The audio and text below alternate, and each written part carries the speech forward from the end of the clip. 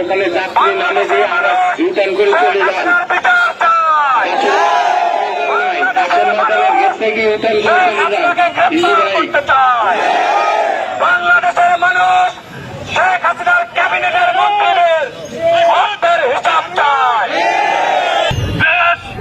গত 5 তারিখে দ্বিতীয়বার স্বাধীন হয়েছে হাইনা সরকারের কাছ থেকে।